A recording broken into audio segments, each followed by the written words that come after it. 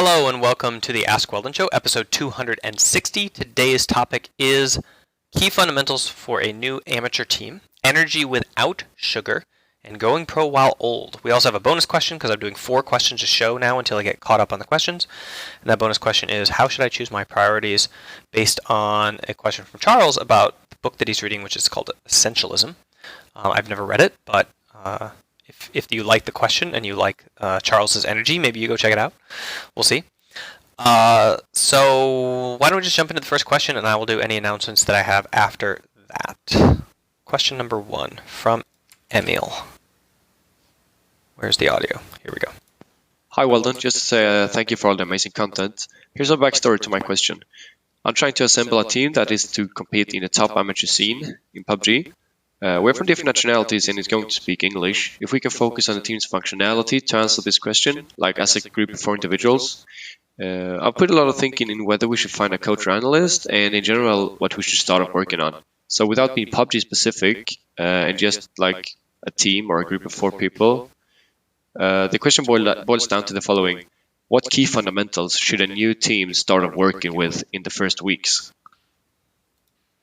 All right, so thank you for your question. I'm going to move the camera over so I'm centered there. All right, so you are a group of friends. You've just decided that you're going to form an esport team. You want to compete in a tournament, and you're actually going to practice, meaning that you're going to sit down like 3 times a week, and you're going to practice for like 2 to 3 hours. What are the fundamentals that you need to work on as a squad that are like the groundwork of everything that builds on top of that? So the first thing is you need to have a philosophy of how you're going to play the game. You need to have like an agreed upon compromise of like the style of play that you want to do, and you can have multiple styles, but you need to have like some sort of like discussion around it, so you know like priorities, like this is what we're going to try to do if we can, this is what we're going to do if we can't do that, kind of like that, because you're going to try to get better at this style of play, and while you're doing that, people are going to make mistakes, and you want to be able to know which mistakes are mistakes that you need to like pull yourself back from and like not do again, and which mistakes are mistakes that you need to like keep doing more of until you mistake your way through and you learn like through growth, right? Through mistakes. And so having a philosophical synergy and being all on the same page is really important, so that like during practice, when people are messing up over and over and over again, everybody knows like what are the mistakes that are like expected and what are the mistakes that are not expected on a personal level, so that they can like say to their team, hey, sorry, I messed that up, I shouldn't have done it. Or like everybody can, when they see a mistake, can be like, hey, that's great, God, just keep at it, you'll get it next time. Differentiating between those mistakes is really important. Otherwise people just get tilted and frustrated with each other for losing game after game after game. So the first thing is to have a philosophical approach towards the game that is synergistic with your team and that everybody agrees upon. And the best way to do that is to talk about the game, watch games together, discuss what style you want to play, talk about different teams that you idolize and what your goal is and who you would want to look like if you were like the kind of team.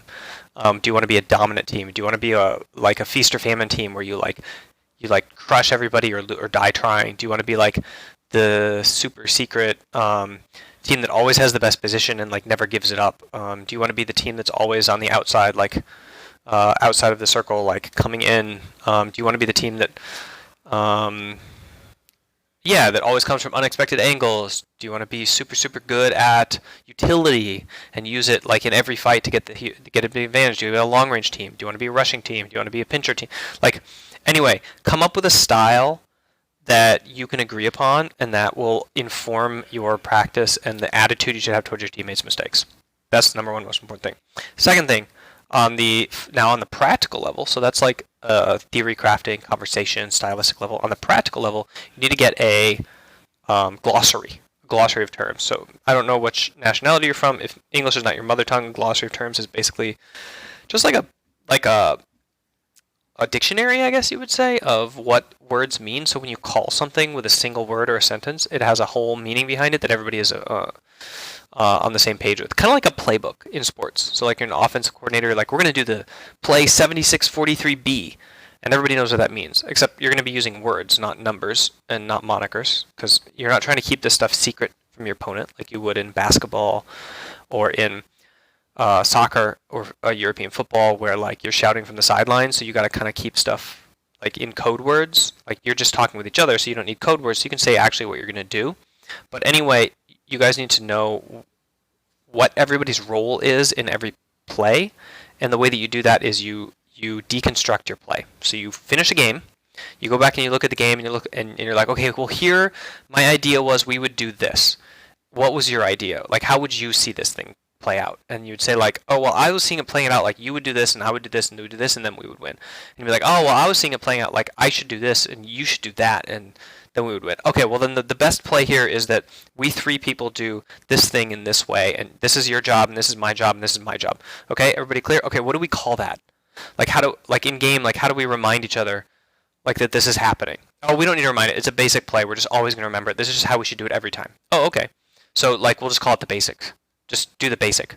Okay, but this is a special one because in this case, like I don't have a sniper, so like we have 3 like short range guns. We don't have even medium range yet. We don't have any vision, so like this isn't going to happen as often. So we need a word for it. So okay, we're going to call it hard rush or something. Let's hard rush them. And that means that you're going to cover and like just empty your whole magazine at them while we're like charging or something. I don't know.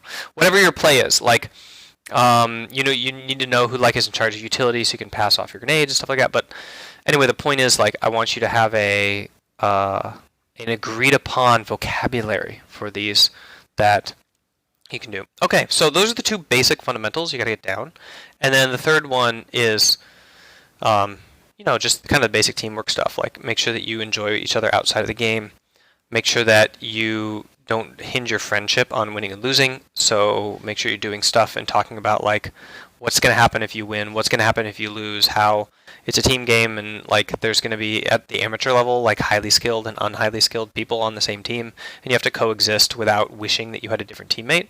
So know who you are in that hierarchy, and if you are the highly skilled person, you should be doing a lot more like building up your teammates and saying like that you want to be with them and that you appreciate playing with them and what you value about them. And if you're the low skilled teammate, you need to show a lot of effort and respect towards the higher skilled teammate and like trying your hardest so that like they know at least that you're doing your best, even if it's not something that like is up to the level of them, right?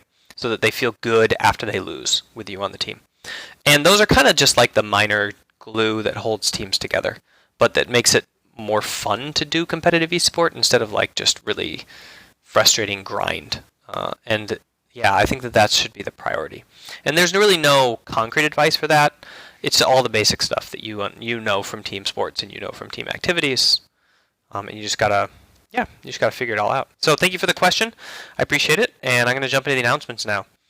I think that the new year, September, is going to be my big push on trying to get this Mac application done so that we have an app. So definitely if you were thinking about purchasing the program, now is a good time to do it so that we have the push through for that. Other announcements, my off season is still in full swing, still moving around on stuff with the roster for CLG's main season for next season, watching a few Worlds games. I'm going to be going to Finland soon and jumping from warm Los Angeles to cold Jyväskylä. That'll be fun. And I don't really have any other major announcements. It's kind of like a slow off season. So why don't we jump into question number 2? And this one is from Oscar. Hi, Weldon. Recently, Hi, Oscar. I've been trying to stop eating a lot of sugar, which has been my main source for getting my energy. So instead, I have been trying to do exercises, getting proper sleep, and eating as well as I should.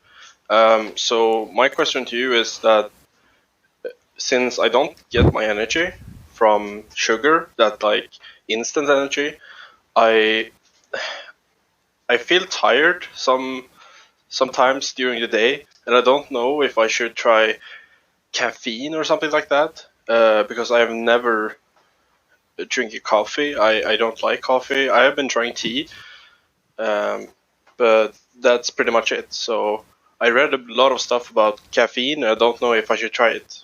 What do you think? All right. Thank you, Oscar, for the question. So I'm going to answer this in 2 forms. First is talking about everything you can do to prepare and make sure that you have energy throughout the day.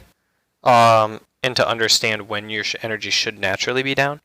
And then the second part of the question is, the second part of the answer is going to be like, okay, well now let's say that it's a given that you got to this part of the day and you do have low energy, but you need high energy because you have a test or because you have an event. So, like, what do you do? What do you do then? If you need to like get a boost. So, first of all, sleep is the #1 priority here for managing your energy throughout the day. If you're experiencing low energy points, it could be that you are, and it probably is likely that you are not sleeping very well. And by that I mean perfectly. You could be sleeping well, but not perfectly. So make sure that you're getting like 8 to 9 hours of sleep. Make sure that it's, you know, at the appropriate time for you to be sleeping. If you're like an early riser, make sure you're going to bed early. If you're a slightly later riser, make sure you're not trying to go to sleep too early and getting up too early.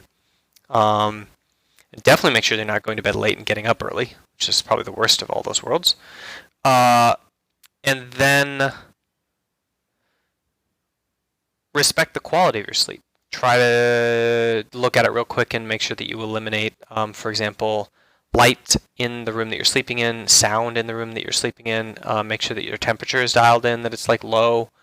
Lower than your normal like daily living temperature. Make sure that your arousal downtime is coming down so that, you know, after 6 p.m. you're limiting the amount of light that you intake through your eyes, that you're doing the blue screen thing with all of the monitors that you use, that you are like lowering the temperature of your surroundings, that you're kind of like bringing your energy level down, that you're not drinking caffeine or alcohol at all leading into the evening, so that you get undisrupted sleep. And then make sure in the morning that you're doing full arousal, so that you're getting out, you're getting your vitamin D, you're make sure that you're getting like 1 to 2 hours of like sunlight in the morning, like after you wake up, whether that's through walking or through working in front of an open window or even a closed window, or just like very, very, very bright and active, like kick me into daytime gear kind of light, which you cannot get from being inside, by the way. Like lights just are not as bright as the sun.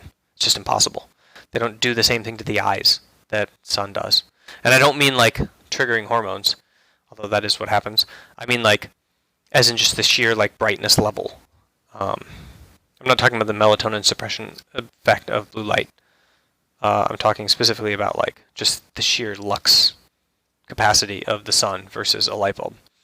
And then make sure that you understand your energy. Like everybody has like peak arousal times throughout the day, like when they're highest aroused and where they're usually tired. If you recently came off of sugar, there's going to be a time lag where you're like desensitizing to it, so you're probably going to feel more tired than you actually have any right to be at that period of the day, and you just need to wait a few weeks for your withdrawal to go through and for you to like start utilizing and feeling the food that you're eating properly to be your energy source. So give that a little bit of time, and then be like, okay, well, I'm just usually tired from like 2 to 4. I just probably shouldn't, if I can engineer my day to like relax from 2 to 4 and take a small little 15-minute nap, I should do that instead of trying to be productive during that time. And I should be productive when I'm super, super, super productive, like at 11 a.m., you know, or something like that. So engineer your day around your lulls. And then finally, we get to the final answer, and the second part of the answer was, let's say all of those things are accounted for and you're at like this 2 p.m. lull and you just need to compete, like you're walking up on stage to give a speech, or you have something due at 6 p.m. and you have to finish it. So then I recommend, alertness aids.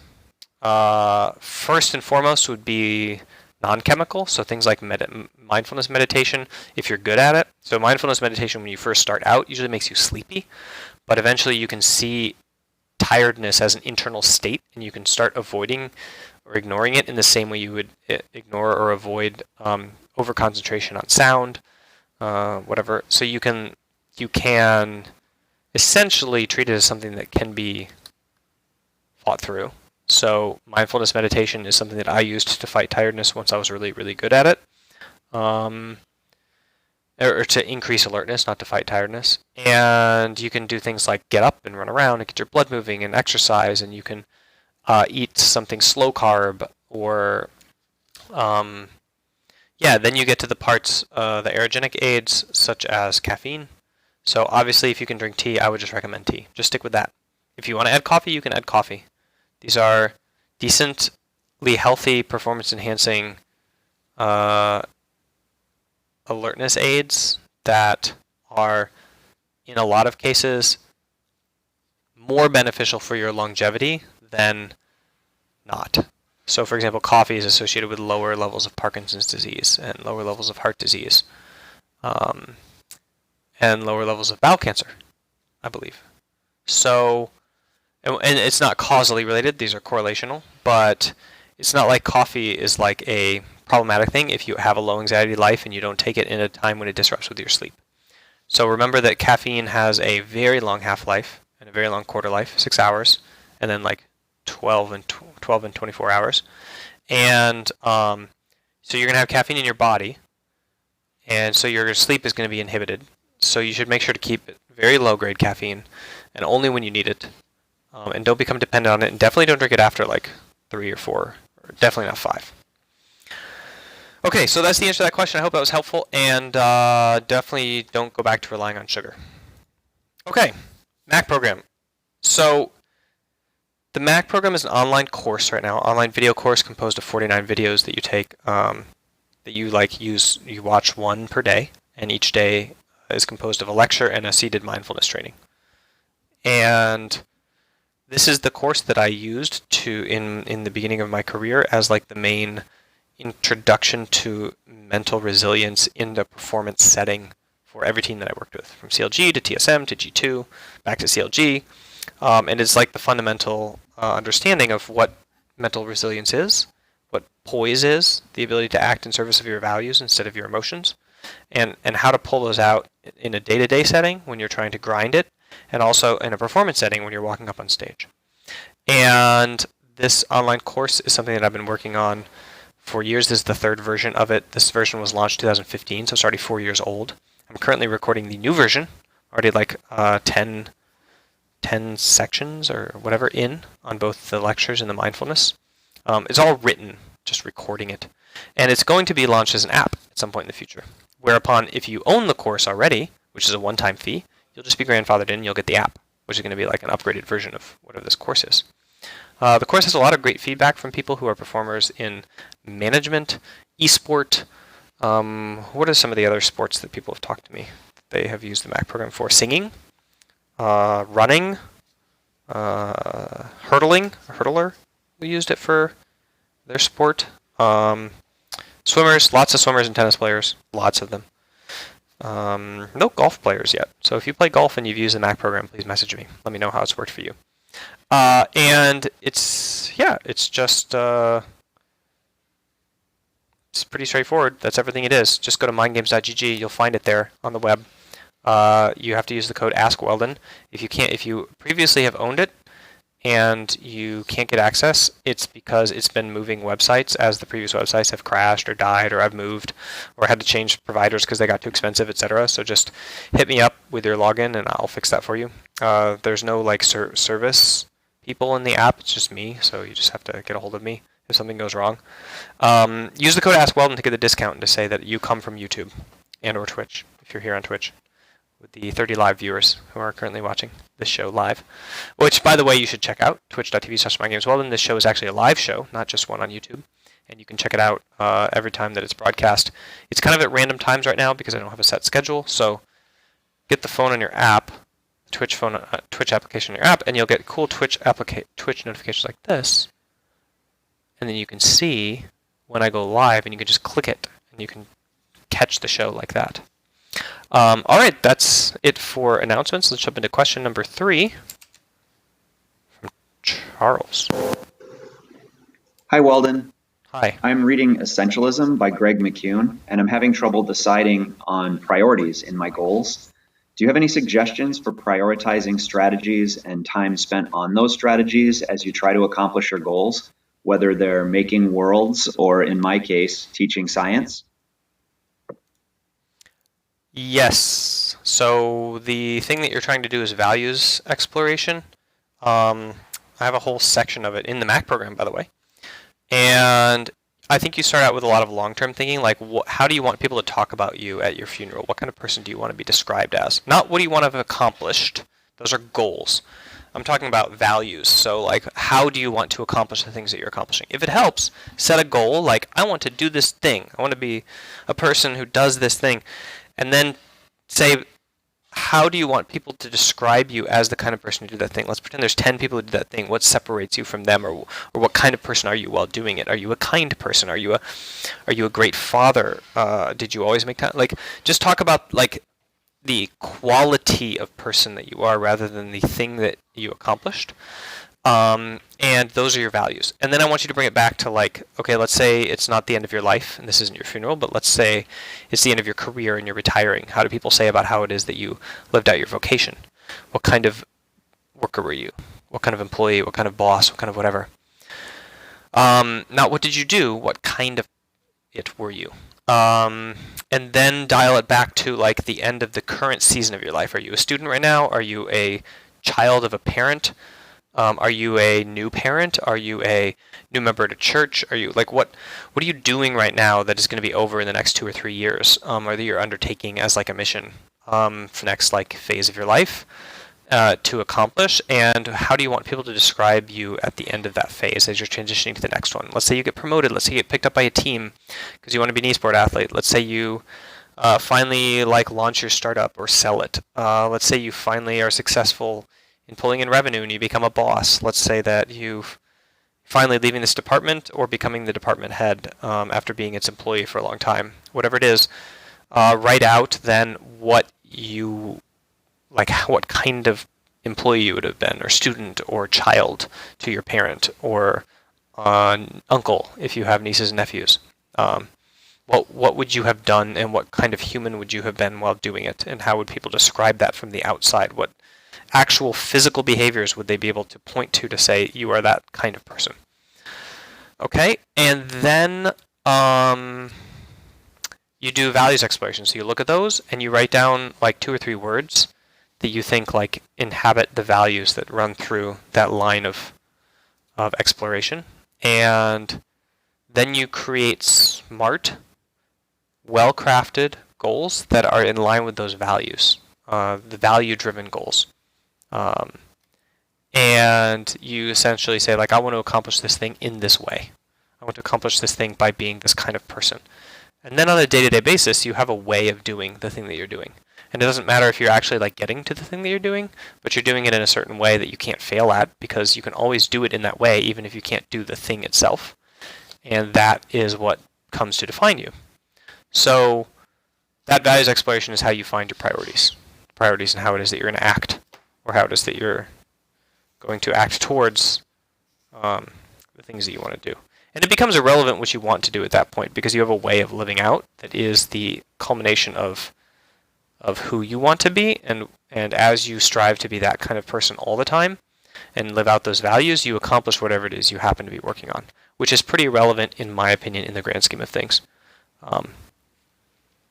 Humans just do what humans do. All right, that's that question, and let's jump into the final question of the show. If I can find it here. Sorry, everybody. This question is from Jonathan. Hey, Weldon. I'm Jonathan, and I'm a hobbyist artist. Sorry, wrong question. Actually, it's going to be from Simon. Hey, Weldon. I got a question about age in esports. I'm 26 now, and I want to ask if it's still worth or possible to start and try to be a pro. A few years ago, I got Master on US, but I was very toxic. I stomped early as jungle, and then I surrendered the game. Now I grow up, I got passive incomes, and I think I can spend some time on League. And here's the question: how do I do it?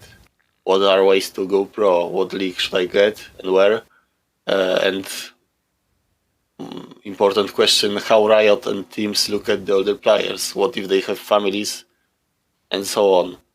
And maybe when I can find information about salaries in different regions. Thanks.